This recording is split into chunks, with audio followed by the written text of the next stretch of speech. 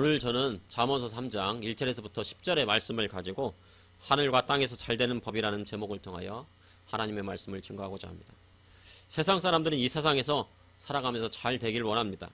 땅에서 행복하며 잘 살길 원합니다. 그래서 행복의 조건으로 부귀와 공명을 말하기도 합니다. 부귀란 재산이 많고 지위가 높은 것을 말합니다. 누구든지 세상을 살면서 가난하게 살기를 바라는 사람은 없을 것입니다. 가난하게 살면 인생이 슬픈 것입니다. 내가 먹고 싶은 것이 있는데 남은 먹고 있는데 나는 먹지 못하면 그것만큼 슬픈 것은 또 없습니다. 남은 또 좋은 집이 있는데 자신은 집이 없으면 또 그것도 안타까운 것입니다. 또한 자식에게 물려준 재산이 없으면 마음이 좋지 않은 것입니다. 자식이 결혼할 때 집이라도 장만해주고 혼수라도 제대로 해주고 싶은 것이 부모의 모든 마음일 것입니다. 사람은 높은 지위를 얻기를 원합니다. 우리 70년대, 80년대만 해도 제가 어렸을 때에는 어린이들의 꿈이 뭐였냐면 첫 번째는 대통령이고 두 번째는 뭐 과학자가 된다든가 아니면 선생님이 되는 것이었습니다. 그런데 현재 중학교 학생들의 희망 직업 순위 1위는요 운동선수라고 합니다. 그리고 2위는 의사가 되고 싶다고 합니다. 3위는 교사입니다. 선생님입니다. 시대가 지날수록 사람들이 관료주의에 빠진다고 높은 주위에 오르는 것을 지향하는 경우가 많이 있습니다. 그러나 믿음의 성도로 지도자의 자리에 올라야 하나님의 뜻을 이 땅에 이룰 수 있는 기회가 오는 것입니다. 그래서 믿음의 성도들은 높은 자리에 오를 수 있으면 올라야 됩니다. 우리가 대통령 자리에 오를 수 있다고 하면 대통령의 자리에 오를 수 있고, 총리의 자리에 올라야 한다면 총리의 자리에 올라야 되고, 국회의원이 된다고 하면 국회의원, 경찰청장이 된다고 하면 경찰청장도 되는 것이 하나님의 뜻입니다. 성도의 직업 선택은 먹고 사는 문제를 뛰어넘어 하나님의 뜻을 이 땅에 어떻게 이룰 것인가에서부터 시작이 되는 것입니다. 먹고 사는 문제를 무시할 수는 없습니다. 주님께서 날마다 일용할 양식을 구하라 하셨기 때문에 먹고 사는 문제도 중요한 것입니다. 하지만 인생의 목적이 먹고 사는 것에 매여 있으면 하나님 나라의 뜻이 이 땅에 이루어질 수가 없는 것입니다. 고사성어에 부귀 공명이 있습니다. 부귀는 재산이 많고 지위가 높은 것을 말합니다.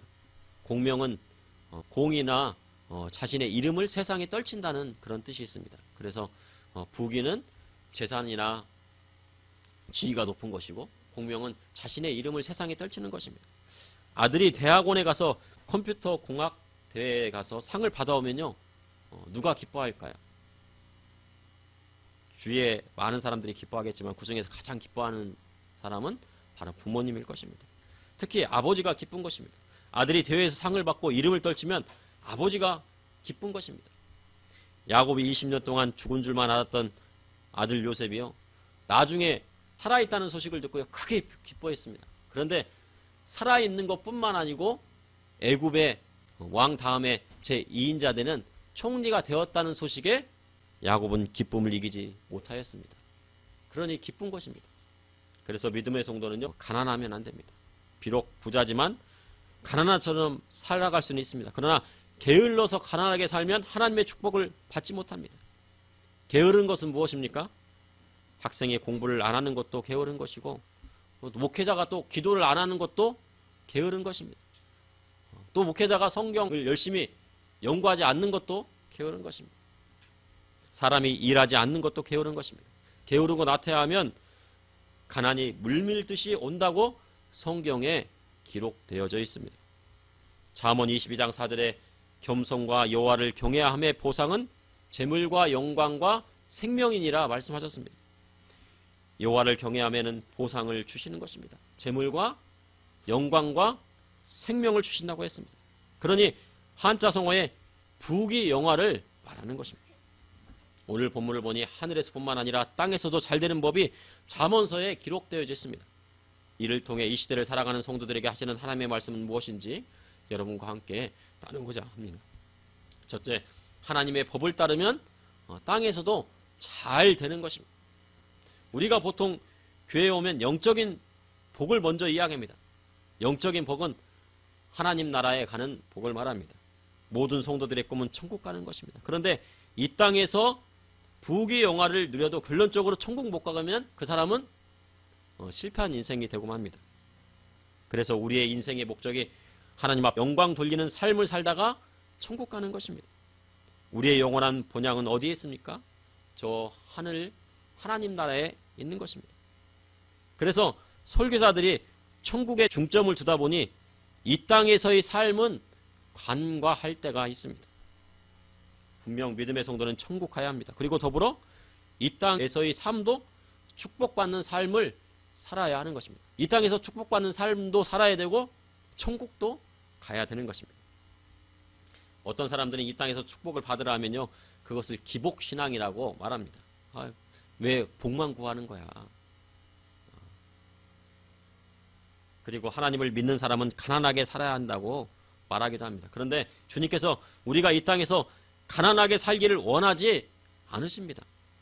온 우주 만물을 지으신 하나님께서 인간의 몸을 입고 오신 분이 누구십니까? 바로 예수님이십니다. 예수님은 모든 우주 만물을 다 소유하신 분입니다. 그런데도 예수님께서 이 인간의 몸을 입고 가난하게 사신 이유는 무엇 때문이에요? 우리를 풍성하게 살게 하시기 위한 것입니다. 그러니 주님께서는 우리 믿음의 성도들이 가난하게 사는 것을 원치 않으신 것입니다. 주님께서 십자가에 달려 돌아가심으로 주의 이름을 부르는 자마다 구원을 받게 하셨습니다. 그래서 예수 그리스도의 십자가의 보혈의 피로 말미암아 모든 환경의 저주가 끊어지게 된 것입니다. 그래서 믿음의 성도는 가난하게 살면 안 됩니다. 자신이 가난하게 산다면 하나님 앞에 나아가 간구해야 되는 것입니다. 가난하게 사는 것은요, 분명 그에게 문제가 있기 때문입니다. 게으름의 문제도 있을 것이고, 아니면 하나님의 말씀대로 살지 않았을 것도 있을 것이고, 아니면 하나님께서 그에게 욥처럼 고난을 주셔서 주신 것일 수도 있습니다. 그러니 하나님 앞에 믿음으로 간구해야 되는 것입니다. 잠언서 3장 1절에서 2절에 내 아들아 나의 법을 잊어버리지 말고 내 마음으로 나의 명령을 지키라. 그리하면 그것이 내가 장수하여 많은 해를 누리게 하며 평강을 더하게 하리라. 아들은 누구의 말씀을 들어야 합니까? 맞아요. 부모님 말씀을 들어야 됩니다. 아버지의 말씀을 들어야 됩니다. 에베소서 6장 2절에 3절에 내 아버지와 어머니를 공경하라. 이것은 약속이 있는 첫 계명이니 이로써 내가 잘되고 땅에서 장수하리라 하셨습니다. 아버지와 어머니를 공경하는 것이 약속 있는 첫 계명이라 성경이 기록되어 있습니다. 부모님에게 공경하는 것은 하나님께서 말씀하신 계명입니다. 그런데 이거는 믿는 자나 믿지 않는 자에게 다 적용되는 것입니다. 그래서 믿지 않는 자가 부모님을 공경하면 땅에서 잘되고 장수하게 되어 있습니다. 장수랑 생명이 긴 것을 말합니다. 그런데요, 길게 질병 치료하면서 생명을 유지하는 것이 아닙니다. 내가 80세까지는 잘 살았는데 100세까지는 막 아파가지고 누워있으면서 20년간을 누워있다가 세상을 떠난다? 그것은 장수했다고 볼 수가 없습니다. 장수라는 건요, 질병 없이 오래 사는 것을 말합니다. 아버지의 말씀을 따르면 땅에서도 잘되고 장수하는 축복을 받게 된다고 성경에 기록되어 있습니다. 그리고 최근 뉴스에 보니요, 한 연예인이 형과의 법적 다툼이 일어나면서 형을 고소하는 일이 일어났다고 합니다. 저도 그 내막은 들었지만은 그 사람들의 마음속까지는 들어가 보지 않았기 때문에 자세한 거는 잘 모르지만 이렇다 저렇다 할 수는 없지만 그래도 성경을 통해서 한번 비춰보고자 합니다.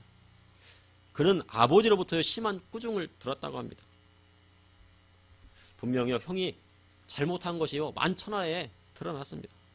인간의 도리상으로 그렇게 하면 안 되죠. 그런데요, 그렇다 하더라도 아버지의 말씀 듣고 형을 용서하면 그에게 더 큰 축복을 주신다고 성경에 기록되어 있습니다. 만약에 형을 용서하고 아버지의 말씀을 듣는다고 하면은 하나님께서 지금까지 받았던 축복에 배를 더해 주시는 것입니다. 그런데 댓글을 보니까요, 아버지의 연을 끊어라. 아버지도 아니다. 형제의 연을 끊어라. 형도 아니다. 그런 댓글들이 수두룩합니다. 그런데 아버지의 말씀을 들어라. 그런 댓글도 없고요. 형을 용서해 줘라. 그런 댓글은 하나도 없고요. 아버지의 연을 끊어라. 형제의 연을 끊어라 말합니다. 그런데요, 아버지의 연을 끊는다고 끊어지는 것이 아닙니다. 형제의 연을 끊는다고요, 끊어지는 것이 아닙니다. 아무리 아버지가 잘못하고 형제가 잘못해도 끊어지지 않는 것이 있습니다. 피는 물보다 진하다는 말이 있습니다. 혈연 관계는 끊을 수가 없습니다. 그래서 서로 용서하고 화해하면 이 땅에서 큰 복을 받게 되는 것입니다. 그러나 세상 사람들은 그것을 모릅니다. 미국에 이방되었던 한국계 스키 선수 토비 도스는 얼굴도 모르는 아버지가 보고 싶어서 방송에 나가서 아버지가 보고 싶다고 말을 했습니다. 그런데 진짜 아버지를 만나게 되었습니다. 어떤 사정인지는 나와 있지만은 그것이 진실인지 거짓인지 모르지만 아무튼 미국으로 입양이 되었습니다. 그런데 진짜 아버지를 만나게 되었습니다. 그래서 부모 형제 관계는요 끊을 수가 없는 것입니다. 그것을 끊는 순간 하나님의 축복은 이루어지지 않는 것입니다. 땅에서 나를 낳아주신 아버지의 법을 따라야 합니다. 그리고 믿음의 성도는 하늘에 계신 하나님의 법을 따라야 합니다. 그럼 나를 낳아주신 아버지의 법이 먼저일까요? 하나님 아버지의 법이 먼저일까요?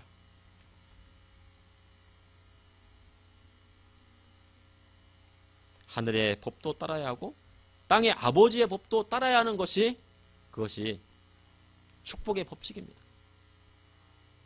그런데요, 만약 나를 낳아주신 아버지가 우상숭배해라 하면 어떻게 해야 됩니까?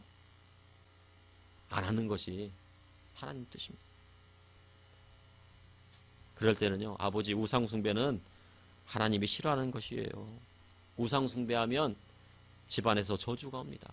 집안에 저주가 옵니다. 우상숭배를 하면 3대 이르는 저주가 온다고 십계명에 기록되어 있어요. 하지만 하나님을 사랑하고 그 계명을 지키는 자에게는 1000대에 이르는 은혜를 주신다고 말씀하셨어요.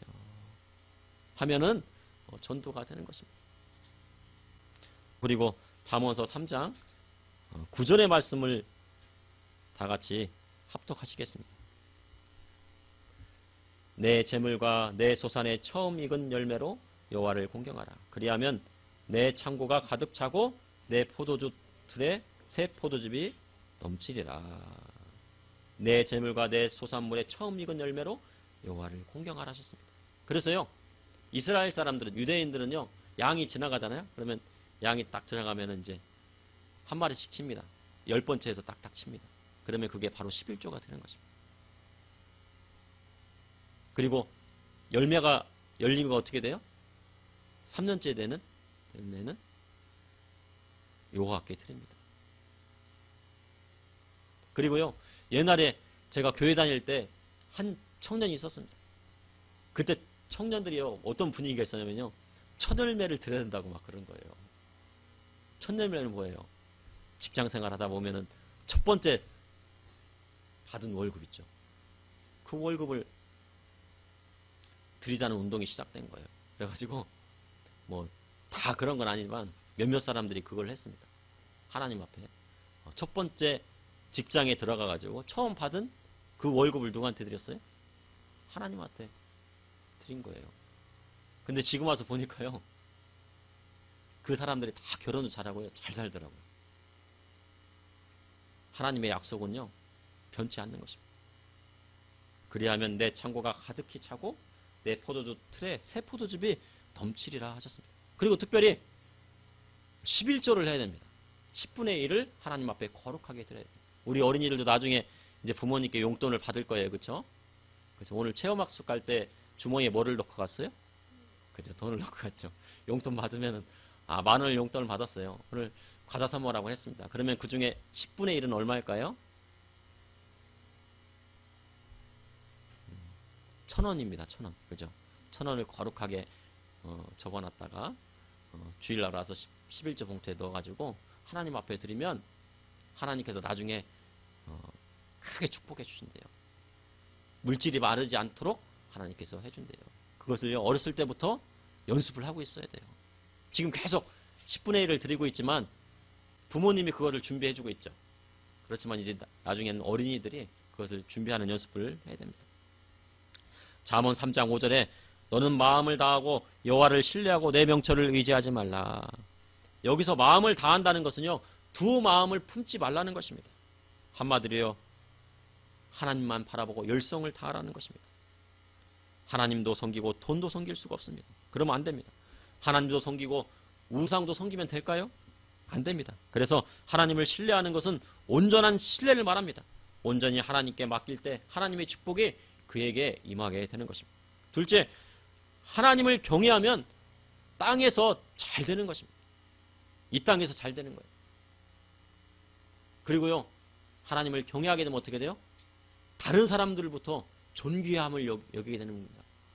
학교에 갔는데 다른 친구들이 막 이 친구를 막 사랑해줘요. 그리고 존귀하게 생각해줘요.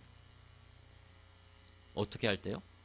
하나님을 사랑하고 여호와를 경외할 때 이루어진다고 말씀하고 있습니다. 잠언서 3장 19절에서 20절에 여호와께서는 지혜로 땅에 터를 놓으셨으며 명철로 하늘을 견고히 세우셨고 그의 지식으로 깊은 바다를 갈라지게 하셨으며 공중에서 이슬이 내리게 하셨느니라.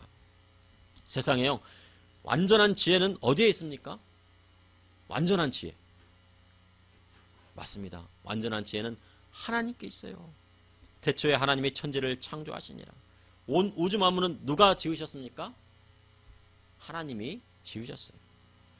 그것이 완전한 지혜인 것입니다. 여러분들이 레고 장난감을 만들죠, 그렇죠? 그 누군가 만들었겠죠, 그렇죠? 잘 맞추도록 그래서 다리도 만들고 로봇도 만들 거예요. 그것을 설계한 사람이 있을 거란 말이죠.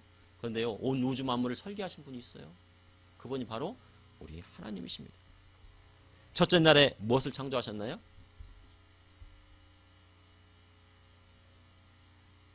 네, 첫째 날은요, 자,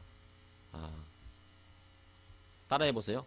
빛, 물, 땅. 자, 첫째 날은 다시 한번요. 빛, 물, 땅. 예, 자, 빗물 땅만 외워두면 됩니다. 자, 첫째 날은요, 빛이 있으라 하시니 빛이 있었어요. 흑암이 막 있었는데 빛이 있으라니까 빛이 막 있죠. 그 다음에 둘째 날에는 뭐야? 아까 물이라겠죠, 그렇죠? 물을 나누게 하셨어요. 물은 원래 있었어요. 하나님께서 수면을 운행하시죠. 그래서 궁창 위의 물과 궁창 아래의 물로 나누게 하신 겁니다. 알겠죠? 그리고 셋째 날에는 뭐라고 했어요? 아까요? 땅이라고 했죠. 땅. 자, 물이 한 곳으로 모이라고 했어요. 그랬더니 뭐가 돼요? 물이 한 곳으로 모이면 뭐가 돼요? 강이나 바다가 되죠. 그렇죠? 그리고 한 곳으로 모이니까 땅은 어떻게 해요? 무시 드러나죠. 땅이 생겼어요. 자, 다시 한번 빛, 물, 땅. 자, 그 다음에 이제 넷째 날은 뭘까요? 빛을 생각해 보세요. 자, 빛을 생각하면 뭐가 있어요? 낮에 비치는 빛도 있고 밤에 비치는 빛도 있죠. 빛. 다시 빗물 땅으로 다시 갑니다. 그래서 자, 해와 달과 별들을 만드셨어요. 그럼 하나님께서 빛을 먼저 만드셨어요? 해와 달과 별을 먼저 만드셨어요? 빛을 먼저 만드시고 그 다음에 넷째 날에 해와 달과 별을 만드셨어요. 그러면 지구가 먼저입니까? 태양이 먼저 만들어졌을까요? 예, 바로 지구가요, 온 우주의 중심인 거예요.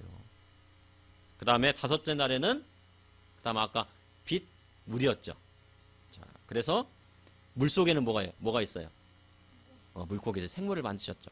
그 다음에 물이 하늘에도 있었어요. 옛날에는 바다 같은 물이 하늘에도 이렇게 궁창이 있었어요. 그래서 온실효과를 해가지고 그때는요, 사람이 살기가 적당했거든요. 근데 노아의 홍수 때 그 위에 있는 궁창에 있는 물들이 다 쏟아져 내렸어요. 그렇죠? 그러니까 이 궁창에는 뭐가 날아다니고 있었을까요? 하늘에는. 그죠? 새들이 날아다녔죠. 그 다음에 다시 뭘로 가요? 여섯째 날에는 땅으로 가죠. 땅에는 뭐가 있어요? 생물들이 있어요. 뭐 사자도 있고 뭐 토끼도 있고 여러 가지 생물들이 있죠. 그 다음에 여섯째 날에 또 뭐를 만드셨어요? 하나님의 형상대로 사람들을 만드신 것입니다. 그리고 모든 생물을 다스리게 하나님의 형상대로 사람을 지으셨어요. 그런데 사람들은요, 우주가 빅뱅으로 만들어졌다고 말합니다. 빅뱅. 어떤 큰 덩어리였었는데 이것이 막 폭파되면서 쫙 퍼졌대요. 우리가 쌀을 흩어보세요. 쌀을 흩어보면 어떻게 해요? 쌀을 막 엎지르면 어떻게 해요? 막 쌀이 옛날에 쌀을 흩어가지고 혼났죠, 그렇죠? 그죠? 쌀이 쫙 흩어져요. 그러면 그 규칙이 있을까요, 없을까요? 규칙이 없죠. 근데 빅뱅으로 인해서 큰 폭발이 일어나가지고 우주가 생겼다는데 우주에는 일정한 규칙이 있어요, 없어요? 규칙이 있죠. 우주는요 시계처럼 돌아요. 일정한 규칙이 있어요. 태양계만 봐도요 지구가 한 바퀴 돌으면 어떻게 해요? 한 바퀴 돌면 하루가 지나요. 24시간이 지나요. 그리고 지구가 태양을 한 바퀴 공전하면 어떻게 해요? 1년이 지나요. 365일이 지나요. 이렇게요. 완전히 시계처럼 만드셨어요. 그런데 시계도 약이 없으면 느려지고 서는데 지구는 느려지거나 서지 않습니다. 만약에 느려지거나 서면 어떻게 돼요? 이 지구는 멸망할 수도 있어요. 이는 전능하신 하나님의 역사가 있기 때문입니다. 그런데요. 사람들은요. 사람의 조상이 누구라고 그래요? 원숭이라고 합니다. 나중에 학교 가면요. 진화론을 배울 거예요. 그건 사람들이요. 사람들의 조상은 원숭이라고 해요. 그걸 믿으면 돼요? 안 돼요? 안 되죠. 그런데 원숭이 닮은 사람은 있을 수 있어도요. 원숭이의 DNA와 똑같은 사람은 이 세상에 단 한 사람도 없어요. 그러니 사람은 사람이고 원숭이는 뭐예요? 원숭이에요. 맞아요. 잘하네요. 그런데 사람들이 진화론을 주장합니다. 이들이 진화론을 주장하는 이유는 무엇일까요? 특히요. 공산주의에서 유물론을 주장을 해요. 그래서요. 사람을 하나의 물건으로 보는 겁니다. 그래서 사람을요. 하나의 소모품으로 전락시켜 전쟁을 일으키고 그들의 목적을 이루기 위해 사람을 수단으로 쓰는 거예요. 막 사람들을 전쟁에 내보내서 막 죽게 만들어요. 그러니 속으면 됩니까? 안 됩니까? 안 되죠. 그죠? 믿음의 성도는 하나님의 천지창조를 믿는 것입니다. 그것을 믿어야 성도가 되는 것입니다. 그것이 안 믿어지면요. 억지로 믿으려고 하면요. 그 사람에게 신앙이 없는 거예요. 그것이 마음속으로 믿어지면 내가 하나님의 백성이구나. 하나님의 자녀구나. 천국 백성이라 생각하면 됩니다. 온 우주 만물을 하나님이 창조하셨습니다. 하나님 안에서 이 세상의 모든 만물의 설계도가 있어요. 그래서 세상의 모든 지식은 하나님께 있는 것입니다. 그러니 여호와를 경외하는 것이 지식의 근본이 되는 것입니다. 그러니 하나님을 아는 지식이 있는 사람이 그분이 주시는 지혜를 얻게 되는 것입니다. 세상에요. 사람이 아무리 똑똑한 척해도요. 하나님의 명철함을 따라올 수가 없습니다. 몇 년 전에 세계 최고의 바둑 실력을 가진 이세돌 구단과 알파고가 정명 승부를 했습니다. 바둑 4판을 두었거든요. 그런데 컴퓨터, 인공지능 알파고가 이겼을까요? 이세돌 구단이 이겼을까요? 누가 이겼을 것 같아요? 컴퓨터가 이겼을 것 같아요? 이세돌 구단 사람이 이겼을 것 같아요? 컴퓨터가 이겼어요. 알파고가요. 4판을 이기고 이세돌 구단이 1판을 이겼습니다. 그래서 이세돌 구단은 1승 4패가 되고 말았습니다. 그런데요. 그 1승도 알파고가 져준 느낌이었습니다. 아무리 천재 바둑 기사도요. 인공지능을 이기지 못했습니다. 그런데요. 아이러니한 것은 그 알파고를 만든 이가 누구예요? 그 컴퓨터를 만든 이가 누구예요? 바로 사람입니다. 그러니 인공지능이 중요해요? 사람이 중요해요? 사람이 중요한 거죠. 그런데 사람들은 두려워합니다. 이제 로봇 시대가 되고 인공지능 시대가 되면 사람들이 컴퓨터 AI의 지배를 받는 것이 아니합니다. 그러나 그러한 일은 일어나기에는 아직 멀었어요. AI가 아무리 똑똑하다고 해도 그것을 만든 것은 누구예요? 바로 사람인 것입니다. 그런데 사람이 아무리 똑똑하다고 해도 온 우주 만물을 지으신 분이 누구예요?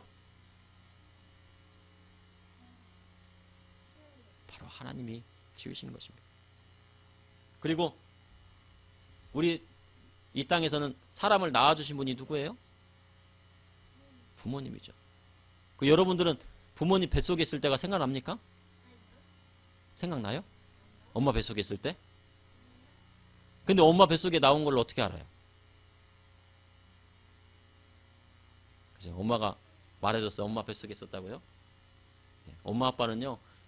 병원에 가서 이렇게 그 초음파로 이렇게 검사를 해보면은 아기가 잘 있는지 아들이 잘 있는지 알 수가 있습니다. 그리고 낳을 때 봤어요. 의사 선생님이 딱 받아내는 걸 아빠가 봤죠. 그래서 엄마 뱃속에 있는 겁니다. 그런데요, 엄마도요, 아기가 뱃속에 있지만 이 아기가 어떻게 생겼는지 초음파로 보지만요, 정확하게는 볼 수가 없었어요. 엄마 뱃속에 있다고 하는 거. 알지? 엄마 뱃속에 있어도 그 아들이 어떤 모양이고 어떻게 자라날 것인가 아는 분은 누구예요? 하나님이세요. 그래서 먼저 부모님을 공경해야 되고, 그리고 우리 하나님을 사랑해야 되는 것입니다. 잠언서 3장 21절에 내 아들아 완전한 지혜와 근신을 지키고 이것들이 내 눈앞에서 떠나지 말게 하라. 완전한 지혜는 누구에게 있습니까? 바로 하나님 아버지께 있는 거예요. 그래서 성경 말씀을 읽게 되면 그 하나님 아버지께서 주시는 지혜를 얻게 되는 것입니다.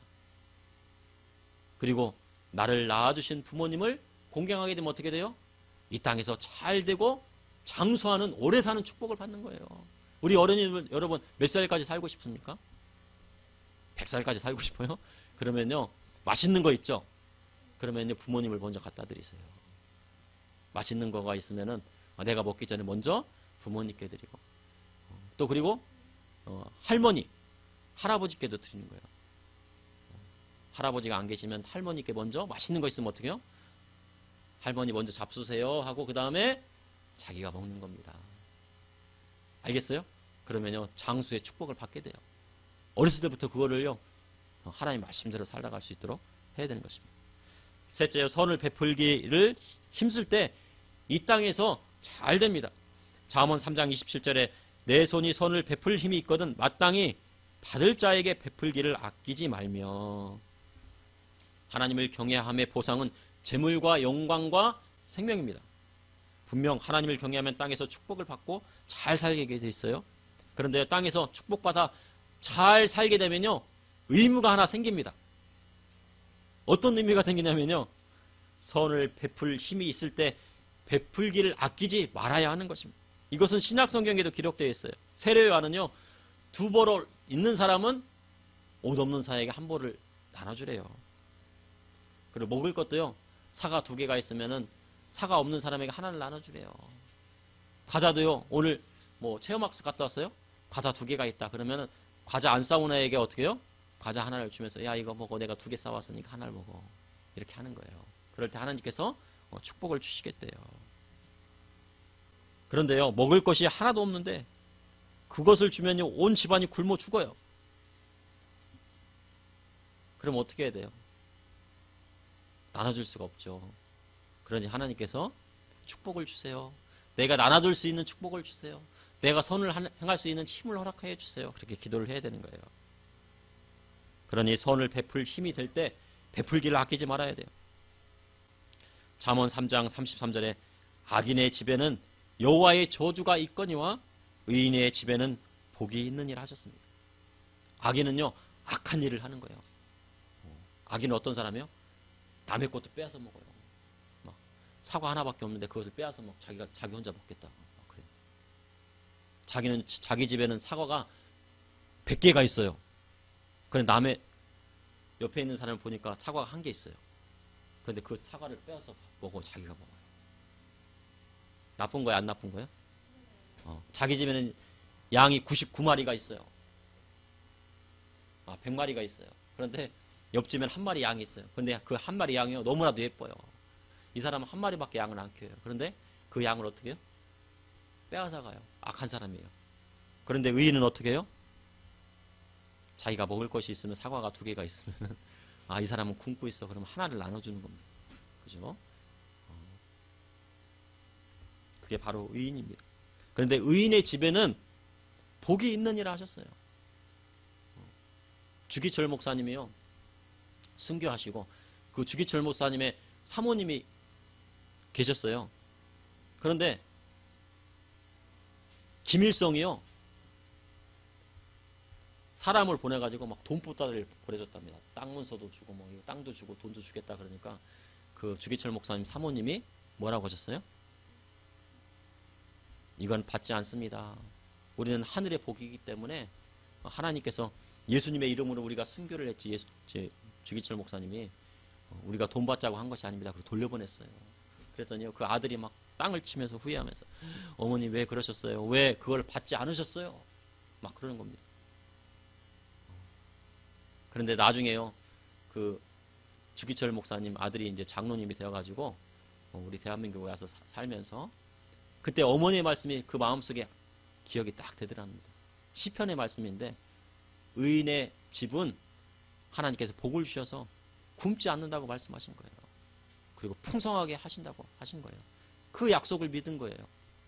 그때 김일성의 그 돈을 받았다면 어떻게 됐을 것 같아요? 공산주의자들과 또 그리고 기독교는 같이 있을 수가 없어요. 다 죽게 되었을지도 모르죠. 그러나 하나님의 말씀을 따르니 의인의 길로 가니까 어떻게 해요? 하나님께서 축복을 주시는 것입니다. 그래서 신약성경에 선을 행하는 자는 생명의 부활로 악을 행하는 자에게는 심판의 부활로 나오리라 하셨습니다. 그러니 주님 겉옷을 달라 하면 속옷까지 주라 하신 것입니다. 세류하는 두 벌 옷이 있으면 한 벌은 베풀라 하였는데 주님은 겉옷을 달라 하면 속옷까지 나누어 주라 하신 것입니다. 어떤 것이 더 어렵습니까?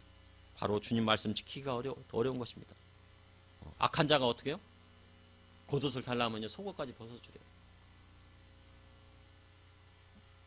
그러면요 주님께서요 환난을 이겨내게 하시는 것입니다. 주님 말씀을 지키고 살면요 어떤 환난도 극복할 수 있습니다. 어떤 악한 자가 와서 해하려고 해도 주님 말씀 지키는 자는 이길 수 있는 것입니다. 6.25 때 공산당이 쳐들어와서 많은 지식인과 부자들을 죽였는데 유독 한 부자는 죽이지 않고 살려두었답니다. 이는 흉년이 들 때 자기 국관을 열어 사람들을 먹이고 평소에는 어려운 사람이 없는지 가난한 사람이 있는지 돌아보아 먹을 것을 나누어 주니 공산당들이 쳐들어와서 여론이 그의 편으로 흐르고 그를 죽일 수 없었다는 겁니다. 또 어떤 경우에는요 공산당이 내려왔는데 그냥 국군이 내려오면 국군을 막 먹이고 또 공산당이 내려오면 배고프다고 하면 밥을 먹이고 근데 그 집이 부잣집이었는데 그 목사님 그 집이 부잣집이었는데 그 부잣집에 있는 사람들 하나도 죽이지 않았대요. 왜 그래요? 예, 겉옷을 달라 하니까 속옷까지 준 거예요. 공산당이 내려왔더니 배고프다고 그러니까 밥을 먹이니까 밥 먹여준 사람 죽일 수 있습니까? 배고플 때 밥 먹은 사람 죽일 수 있어요? 그러니까 죽일 수가 없어요. 그러니까 그 사람들은 살려줬다는 거예요. 그래서 예수님께서도 말씀하세요. 속옷을 달라 하면 겉옷을 달라 하면 무엇까지 주라고요? 겉옷까지 주라 하신 것입니다. 그런데 특별히요 형제 자매는 서로 돕고 살아야 돼요. 형제 사이는요 경쟁 관계가 아닙니다. 서로 이기고 지는 관계가 아니에요. 서로 돕고 서로 이해해주고 형은요 동생이 모르는 것이 있으면요 친절하게 가르쳐줘야 돼요. 형 나 이 한글 모르는데 책 좀 읽어줘. 그러면 어떻게 돼요? 그래 내가 책을 읽어줄게. 그러면요 하나님께서요 그 형에게 지혜를 주셔서요 책을 아주 잘 읽게 하시고 공부도 잘하는 지혜를 허락해 주시는 거예요. 그리고 형이 그렇게 친절하게 책을 읽어주면 동생은 어떻게 돼요? 형의 말을 잘 따라주면 되는 겁니다. 그리고 야, 형 진짜 멋있다. 형 최고야. 형이 정말 책을 잘 읽어주네. 그러면요 의좋은 형제가 되는 것이에요. 그렇게 서로 도우면 어떤 어려움도 이겨낼 수 있는 것입니다. 어려움을 이겨내려면 어떻게 해요? 형제끼리 어떻게 했어요? 맞아요. 맞습니다. 서로 도와주면 되는 거예요. 서로 도와주면요 둘이 서로 도와주면은 큰 힘이 되고 환난을 이겨낼 수 있는 거죠. 내년에요 경제가 상당히 어려워질 것이라고 말합니다. 현재 사회 현상을 보면요 100년 전에 세계 대공황과 아주 비슷하다고 사람들이 말해요. 그때에도 스페인 독감이 번지면서요 경제를 살리기 위해서요 막대한 돈을 찍어냈다고 그래요. 그리고 돈이 많이 풀리자 심각한 인플레이션이 오면서 막 부동산 가격도 없고 주식 가격도 오르고 막 그래요.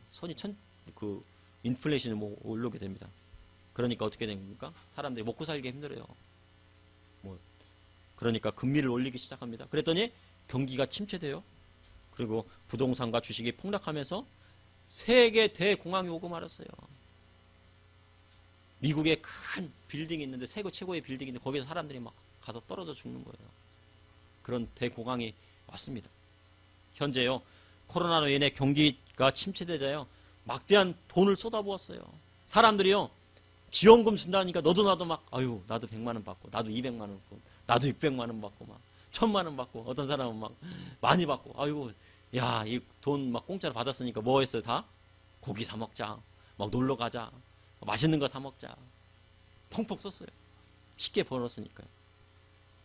그렇게 돈이 많이 풀리니까 어떻게 됐습니까? 심각한 인플레이션이 오고 있어요. 돈의 가치가 막 하락해요. 옛날에 라면을 하나 1,000원, 만약에요 1,000원 샀다고 하면 1,000원 주고 샀다고 하면요 인플레이션이니까 5,000원 줘야 사요. 더 나가니까 10,000원 줘야 라면 하나를 사요. 그런 인플레이션이 올 것 같으니까 어떻게 해요? 미국에서 막 끝없이 막 금리를 올리죠. 야, 자이언트 스텝이다, 빅 스텝이다. 그것을 넘어서 1%대를 올리자. 막 그럽니다. 그렇게 올리면 어떻게 됩니까? 경기가 침체됩니다. 부동산과 주식이 폭락하면서요. 세계 대공황이 올 수 있다고 말하는 사람도 있어요. 그렇지만 세계 대공황까지는 오지 않을 것이라고 저는 봅니다. 그렇지만 내년에 아주 심각한 경제 위기가 올 것이라고 생각이 돼요. 그런데 그것이 10년이 될지 아니면 뭐 3년 이내에 극복이 될지 아니면 10년까지 갈지 전문가들의 의견들이 분분합니다. 내년에요. 정말 어려울 것입니다. 그러니 믿음의 성도는 어려운 시대를 잘 극복해야 합니다. 그 어려움을 극복하는 법은 뭐라고 할까요?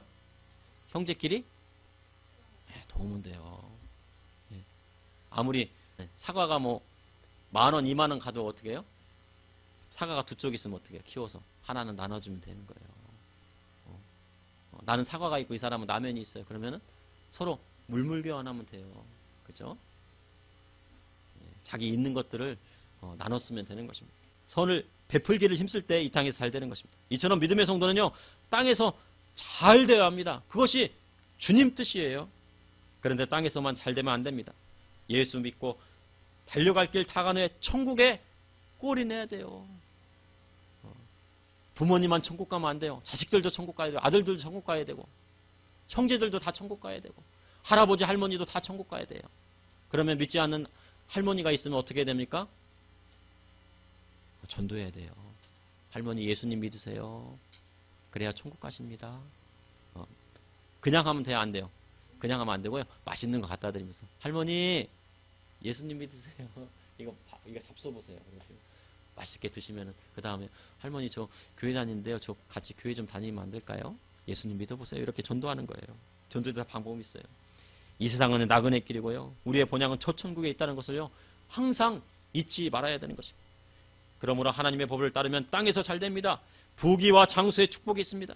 그리고 하나님을 경외하는 자가 땅에서 잘 되는 것입니다. 사업도 잘 되고 장사도 잘 되는 것입니다. 그것은요 하나님의 지혜가 그에게 있기 때문입니다. 또한 선을 베풀기를 힘쓸 때 이 땅에 잘 되고 어떤 환난도 이겨낼 수 있는 것입니다.